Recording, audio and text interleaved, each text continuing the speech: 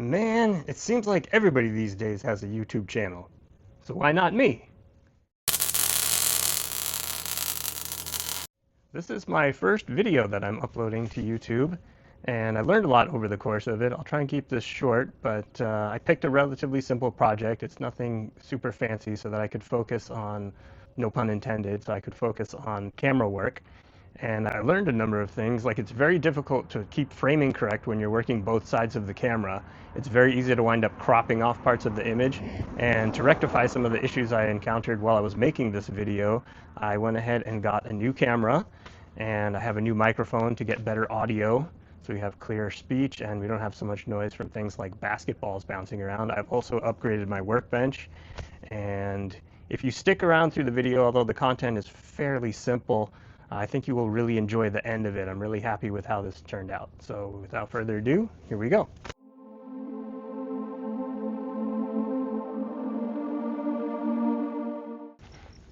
I also got a new shirt, one without tape on the logos.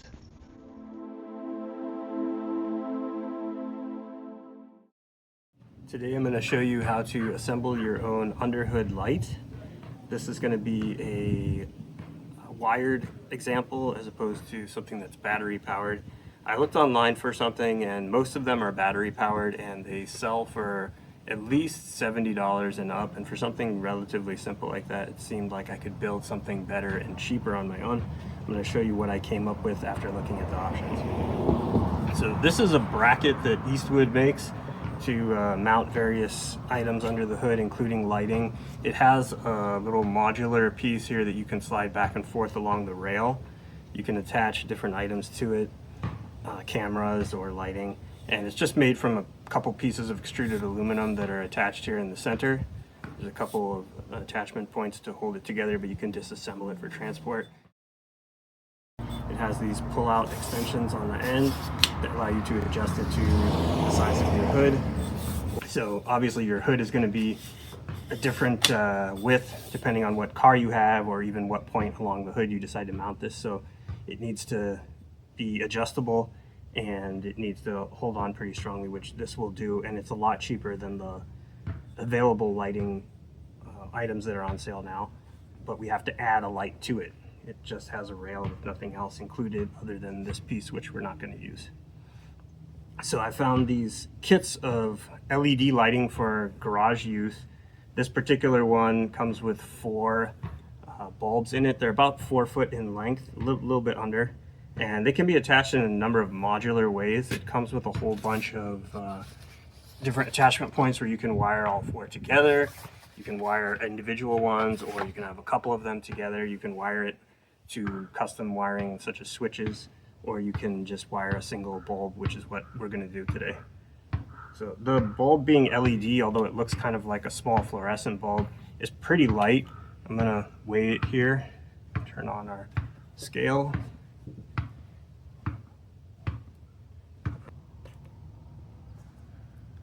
Our lamp is 274 grams or 9.65 ounces.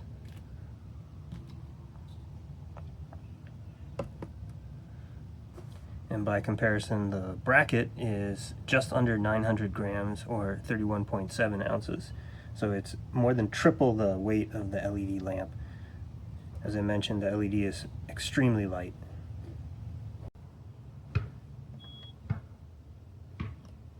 So we have to figure out a way to attach the 2 items together. There's a number of ways you could do this. Originally I was thinking about just using some double stick heavy duty foam tape to attach them. You could probably screw them together. The lights also come with some brackets. They have some screws you can use to attach to sheet metal or to wood. Should work equally well. And then it comes with these little baggies of spring clips that basically grab onto the extrusion here. But we're not going to use these. I feel like we can build something better, a little less bulky and a little more reliable. But mainly what I wanted to do is have something that I could quickly disconnect or attach in different ways. So what I'm going to do to mount it is I found these Neodymium Magnets. The particular type I bought has a hole down the center that you can use for putting a screw to mount them together.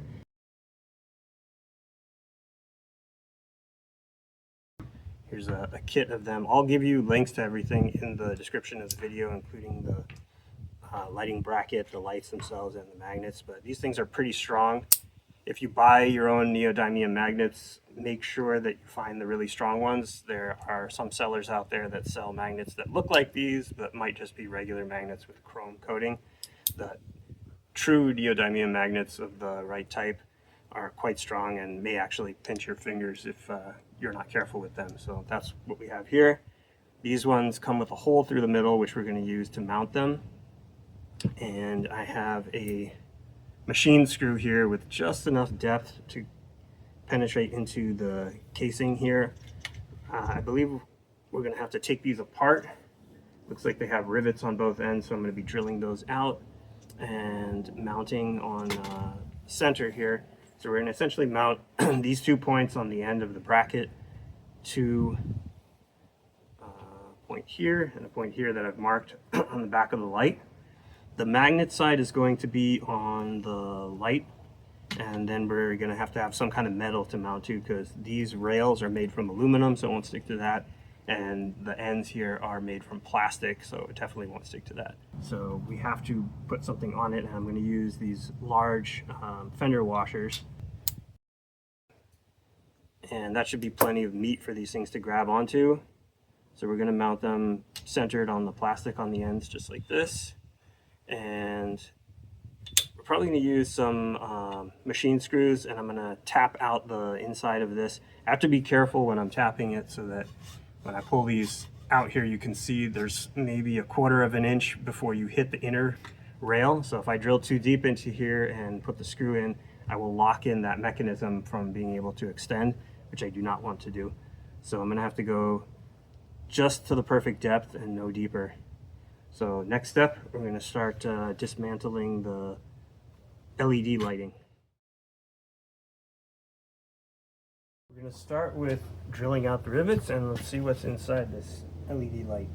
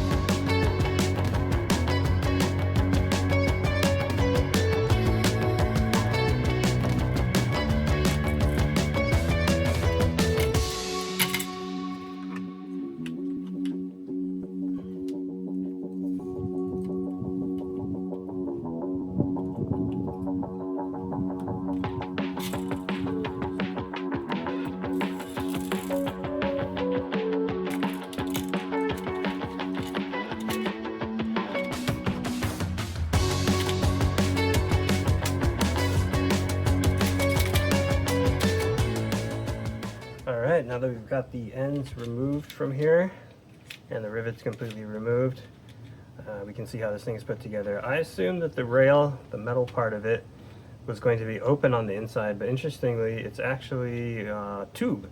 It's not C-channel or anything like that. It's completely enclosed. However, you can expose the LED strip inside here and remove the lens off of it. I'm hoping once we take this off, set that aside. That this LED strip is removable. Yes. And can the rest of this be extracted?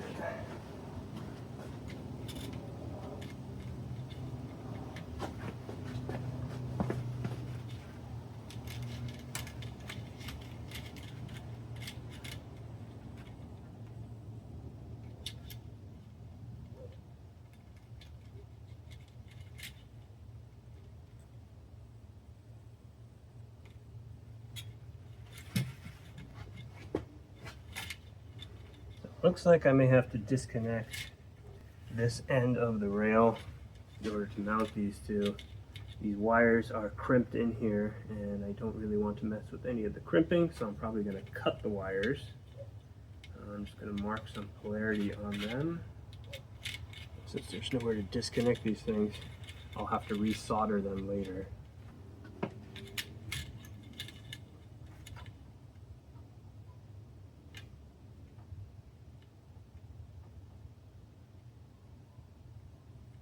Since both wires are gray, mark one so that I know which one is which, and I'm going to cut them. We'll stagger the cut a little bit.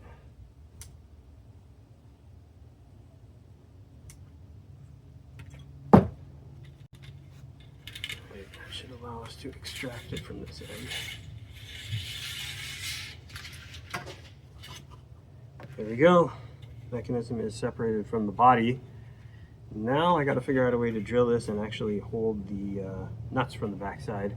I may just drill a hole through here and then use a magnet or something to hold the nut while we tighten everything. Okay, we're going to drill our pilot holes into the bracket. I've set the drill bit here at the maximum depth, and I'm going to go ahead and mark it before we drill into that. You obviously don't want to go too deep into the second layer where the arms slide out.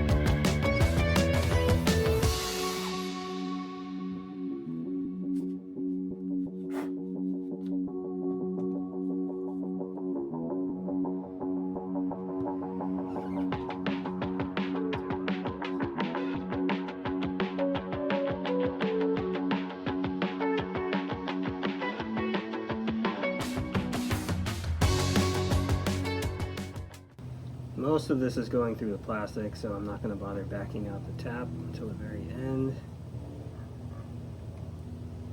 Now we've got some resistance. Back it out.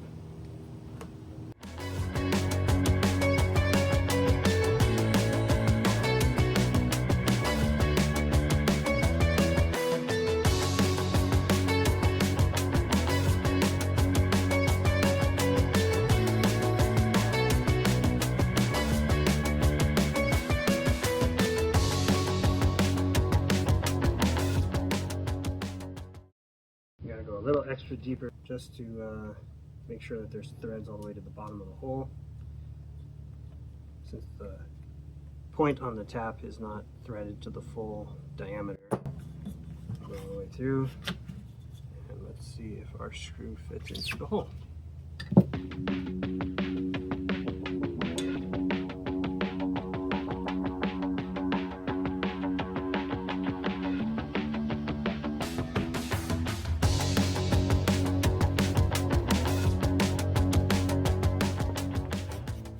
We can move the bracket in and out without any impedance from the screw. Yet I can feel it's tapped in nice and tight into the aluminum at the bottom. So let's go ahead and add our washers on now.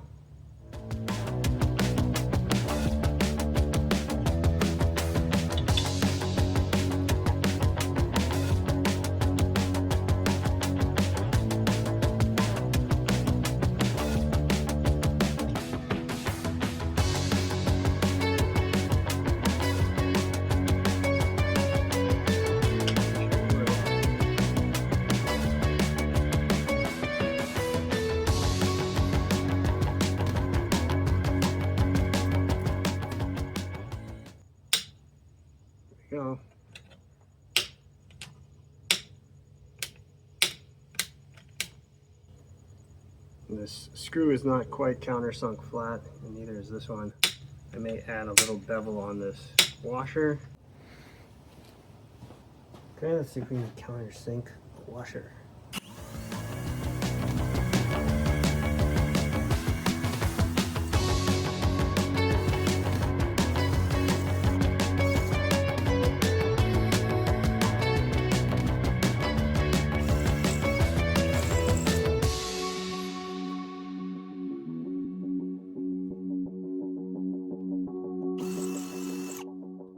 Seems to be working pretty well.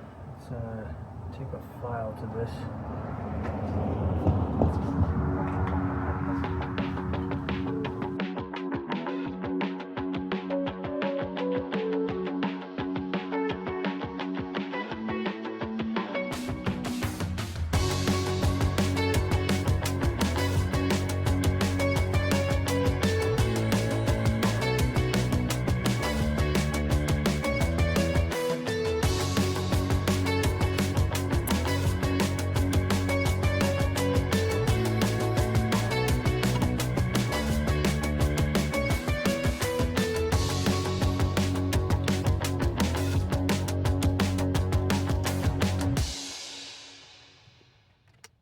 I think we may be bottoming out into the plastic.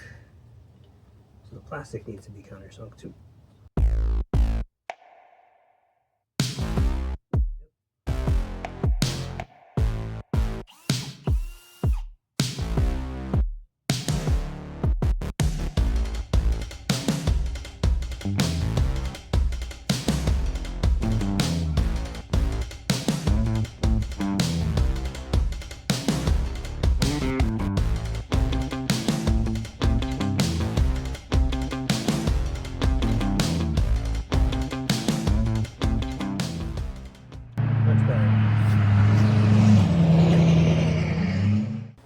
Alright, we've completed the second side countersinking and drilling the hole. And one piece I left off on the other side is I would like to put some red Loctite on here to keep these from unscrewing over time.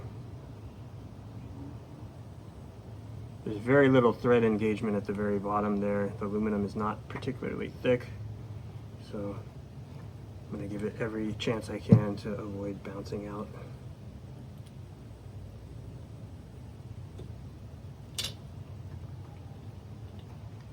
I was worried these might bottom out with the countersinking. However, we get them pretty tight, as you can see. Washers don't spin, and we still have movement, so we're all good. It's not blood, it's just Loctite. That off. And here we can see our finished product.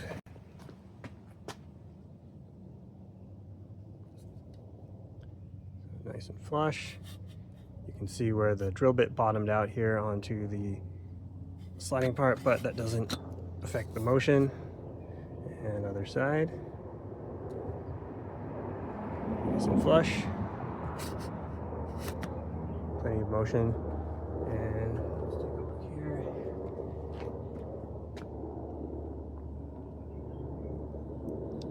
Here's our magnet. Even if it's off center, that's quite a bit of grab. That's a nut stuck to it. They are sticky magnets. Let's try this one more time.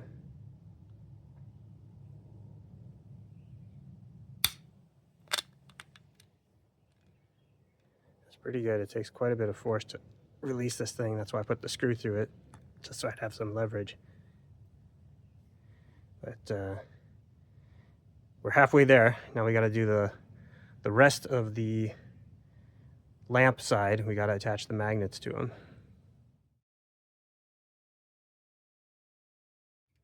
Here's the issue that we're running into with the lamp side.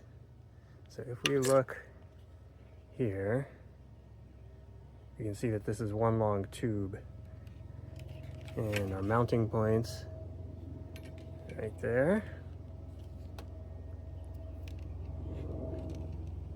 About 6 or so inches from the end of the tube. I had assumed we would be able to get to it from this side. However, we're not able to access that part. That part we can get around. We can drill an access hole or something. The issue is that we have this electrical bit, the controller board for the LEDs, that slides into the tube, and it is exactly the diameter of the tube. There's no free room in there for any nuts or bolts. So what I'm gonna have to do here, as you can see, we have a certain amount of wiring on the end that locates this basically at the end of the tube once you account for the space this little stopper takes up, the end piece. What I'm going to do is extend these 4 wires so that I can place this piece in the middle of the tube, and I'm going to lock it inside once I put those nuts and bolts through the ends of that housing.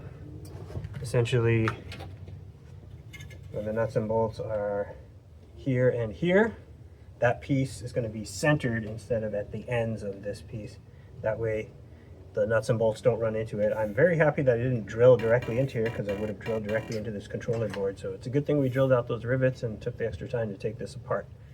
So let's get to some soldering and extending of wires. Okay, so our goal is to move this piece roughly to the center. It doesn't have to be perfect, but approximately 16 inches over. We remember that we marked one of the wires here for when we resolder this end to reassemble the thing with red. This one is our red wire. So I am going to mark that higher up, because we're going to cut the ends off of this, essentially sewing one end onto the other, cutting from one end and sewing it onto the other. So here is our red wire. Yep, it's red marking. We're going to mark it higher up here just so we don't lose any of the markings when we cut stuff off.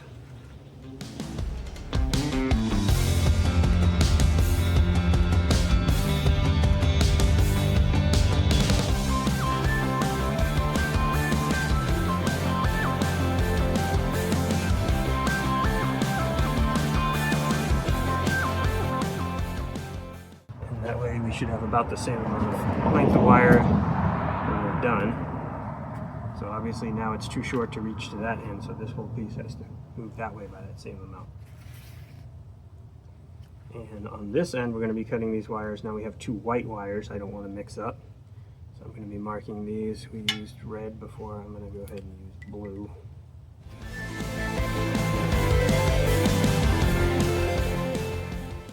We have 3 white wires. I'm going to go ahead and mark the bottom one with red. That way we cannot get them mixed up. It's possible that these are not dependent on polarity. They might just be grounds or something, but I'm not going to reverse engineer this thing just to rewire it. So better safe than sorry. This is the easy way to do it.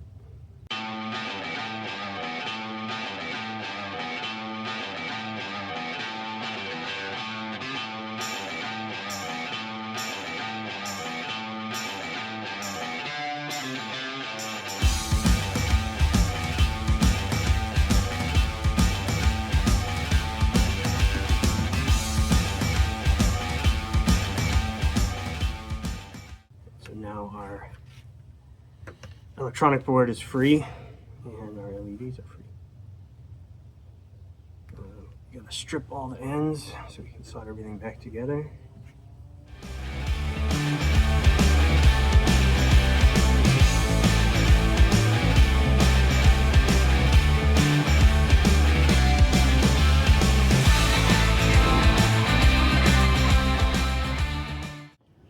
All our wires are stripped, and we're going to start with the 2 that go from the controller board to the LED light strip.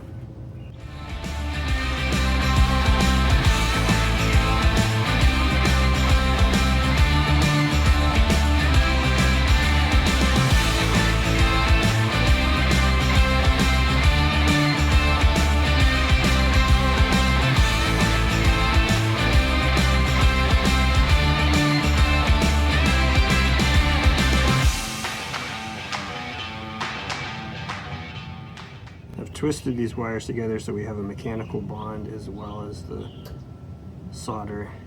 They're not just touching each other. And then we're going to shrink tube these after.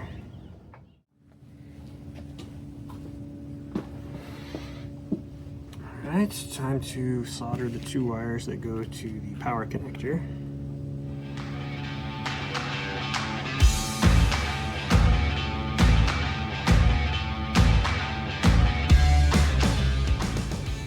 Making sure we get good penetration of the solder into the wire.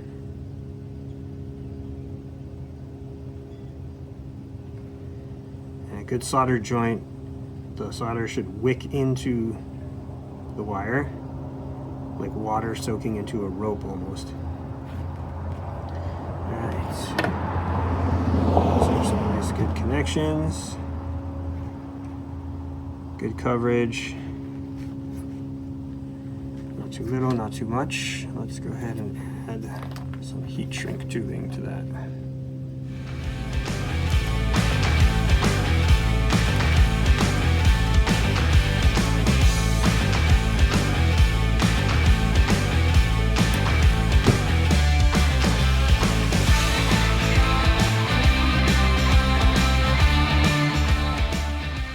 You can see I've spliced in a couple of extra wires here since we only have 2 donor wires from the other side.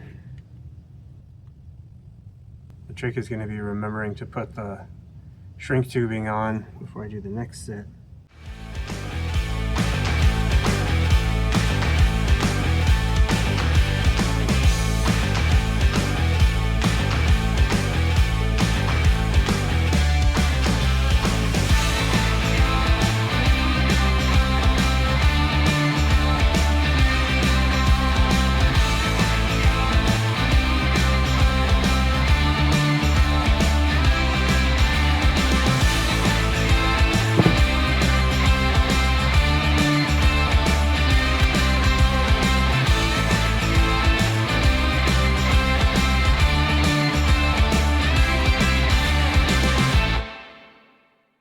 Let's go ahead and have the heat going.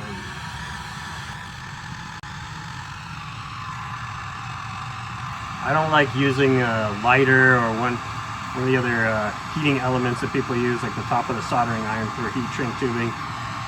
This heat gun was less than 20 bucks at Harbor Freight. They're pretty cheap, and this is what they're for.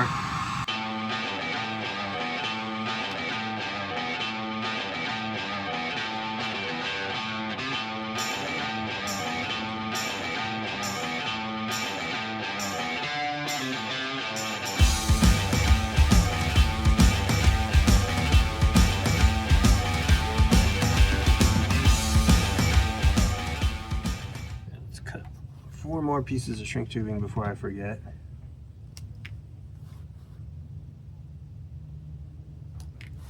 When you put these on the wire, you want to slide them as far away from the solder joint as possible because they will shrink with the heat wicking through the wire, and then you will not be able to get them over the solder joint. So, all the way to the end. There are certain places where you don't have a lot of wire or a lot of space to slide the heat shrink tubing away from the solder joint. In those cases, I've actually used blue painter's tape to mask it off. If you don't get the wire too hot on the inside, then you may protect it at least from the outside and prevent it from shrinking too much. Or sometimes the end of the heat shrink tubing will shrink and you have to cut that little bit off, and you hopefully still have enough left to create some insulation over the joint. So these 2 wires are going to our end cap here.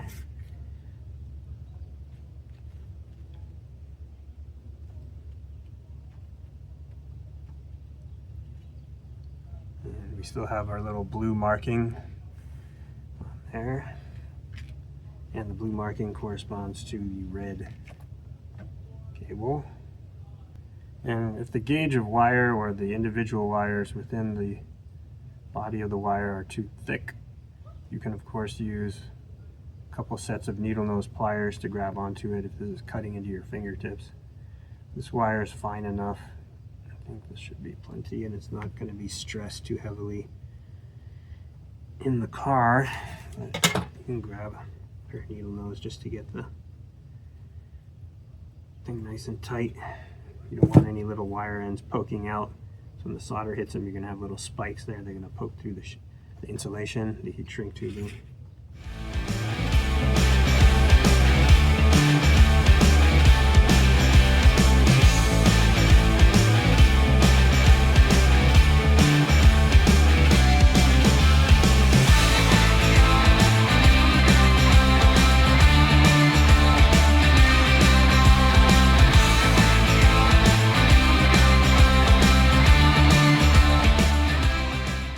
You can see a good solder joint relies on a good contact between the soldering iron and the wire. Sometimes a little extra solder on the soldering iron makes that happen. There you go. Alright, the LED board has been reattached, as has the end piece. And we're going to put our shrink tubing over the ends here.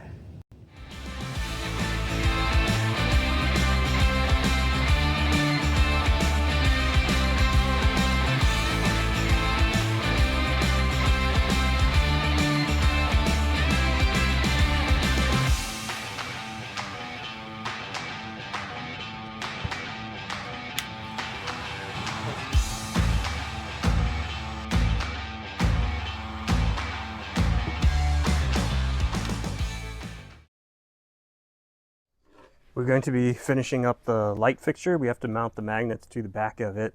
I had to go out and get some different length screws. Originally I suggested the 3/8 inch, but it won't reach through quite as far as I'd like, especially if we use these fender washers, which I also got. We have half-inch size, half-inch length this time. That should reach all the way through. So we have to drill some access holes into here from the other side, and we have to drill the holes for the screws. So let's start off with the screws.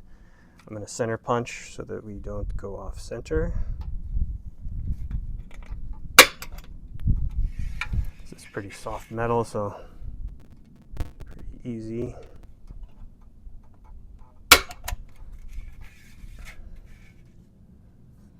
And we're going to use a 9/64 bit to drill into it.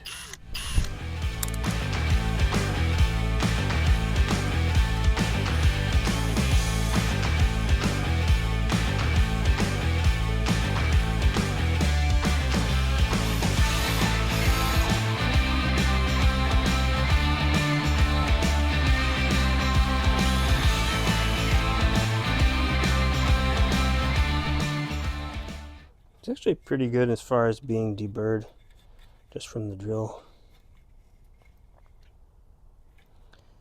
I'm curious if we'll be able to pass my 5/16 crescent wrench into the end here and actually grab onto the nut, but we'll have to see what happens. I think what I'm going to do is bond our fender washers to the nut so that they're already lined up, and then slide them in and see if we can line everything up without having to drill an access hole. Okay, I've used some double-sided tape to attach our fender washers here to the nuts. I'm going to make a small hole for the center here so that we can pass the screw through it.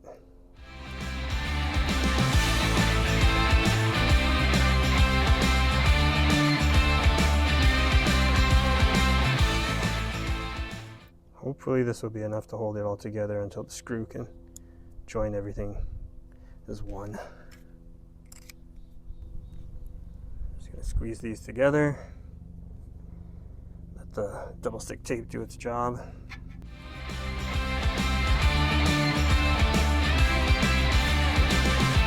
These are 3/4 inch fender washers, which are just about right to fit down into the valley inside here. Slide in just like that. And let's see if we can get these lined up and the screw started.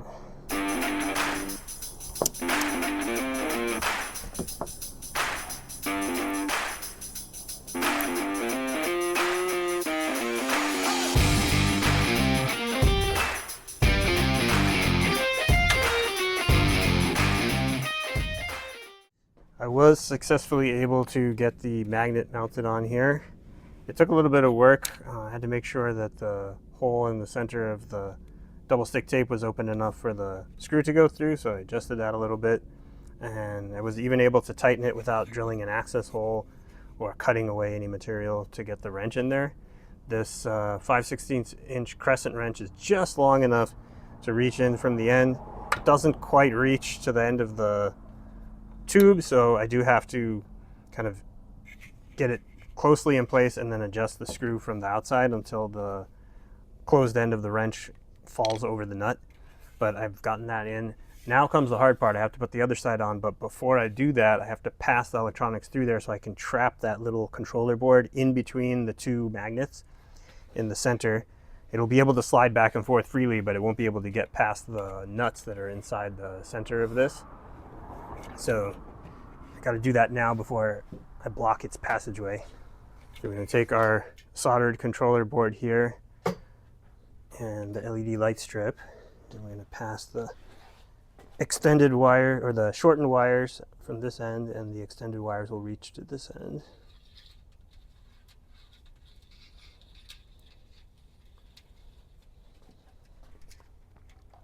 And this is a pretty tight fit, as I said. It just barely clears. You can see, it just barely fits in there.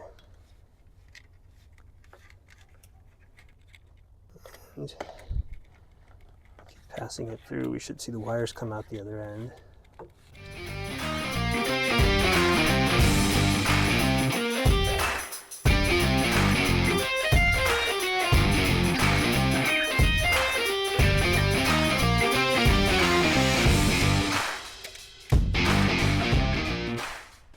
I think what I'll do is I'll wire these two on after I insert this end, since we have plenty of slack here. However, I'm going to have to close off this end with that magnet and nut. So first we got to do that, then we can worry about the ends.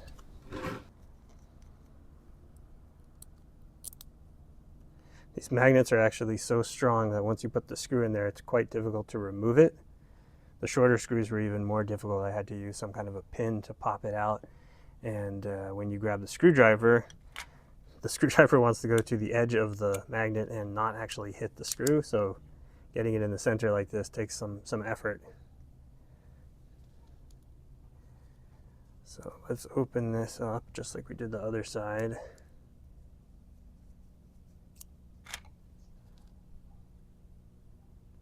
The back side of the magnets is strangely not very magnetic. I guess the housing that they're in blocks a lot of the magnetic field, so they don't stick very well from the backside, which is good for doing something like this, because the washer would be wanting to touch the magnet while I'm trying to tighten the screw. All right, so now we have the thing tightened through. We know the screw fits through that double stick tape wall, and when I did the other side, it actually fell apart, but the double stick tape still did its job. This side seems pretty good. No issues here. Now the trick is going to be getting it into here with all these wires in the way. Perhaps the wires will help hold the washer down, I'm not sure. They may actually make this process easier. Alright, I managed to get the second magnet mounted even around the extra wiring.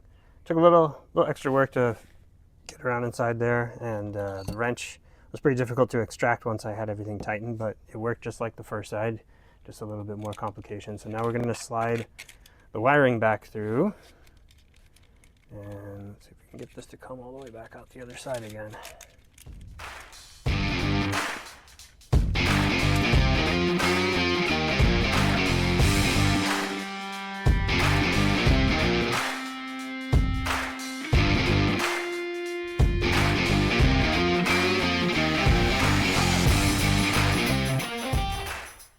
Now that I have the end of that super long LED strip supported, I can lay this thing at a more comfortable level. I got the wires out the other side, and just like before, we're going to mechanically link these, but before I forget, got to put on shrink tubing. Hopefully these will shake out from inside this housing once I need them.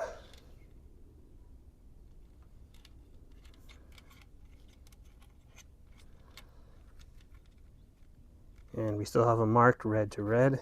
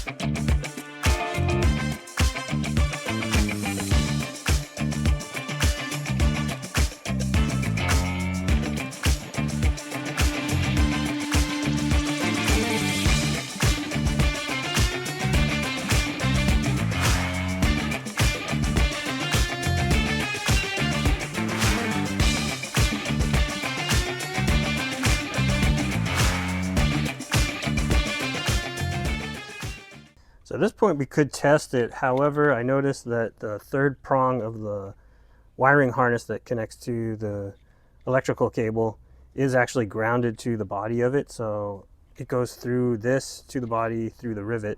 I would like to run it with that attached, so I'm going to wait till I put everything back together to test it.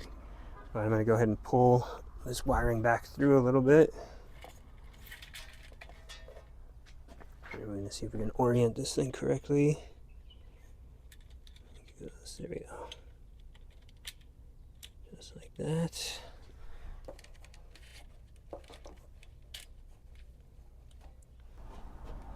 And of course we got to reattach our lens here as well. Here's our 4-foot LED strip. This correctly.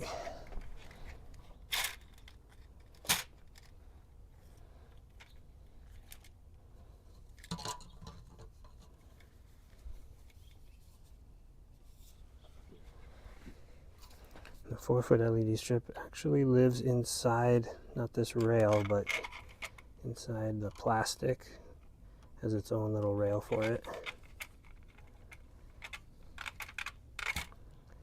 So what you gotta do is line it up here.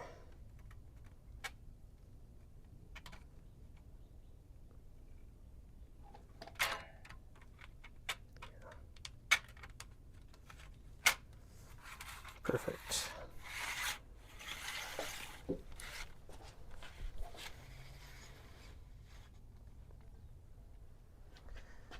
So it looks like we may have actually a little excess wiring in the middle. I'll try and get this end, the more complicated end, pushed through first. Hopefully I didn't add too much excess wiring on this end to make this possible. Okay, managed to squeeze the ends in here. We've got 2 end caps, one with a plug on it. All the wires stayed connected, and we have but 2 rivets left to install. So I'm going to grab my rivet gun here, and we've got a couple rivets put aside. These are 2.4 by 6. It's basically the smallest rivets that come with this kit.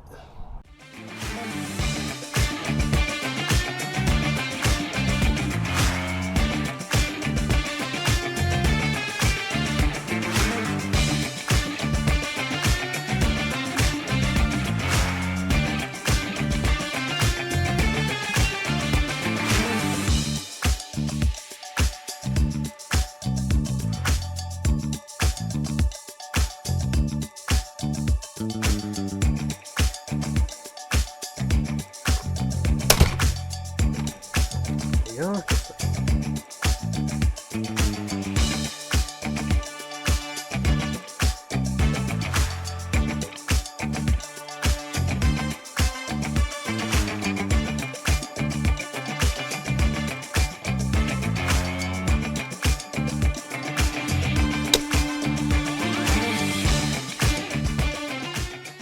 And there we go. Good as new. Everything all together. Moment of truth. Does this actually work? So let's grab one of our power cables here.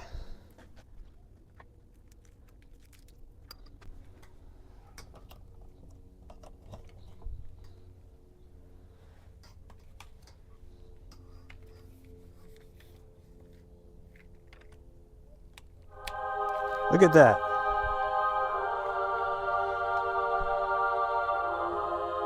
I was hoping not to have to take it apart, but I'm glad that we did. If I would have put any of these screw holes in, I would have hit the controller board had I not taken it apart and moved the controller board over to the center here.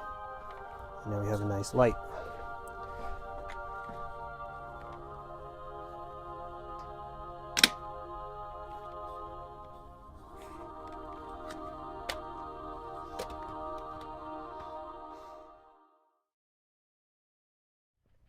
All right, let's give this thing a test run and see how she fits.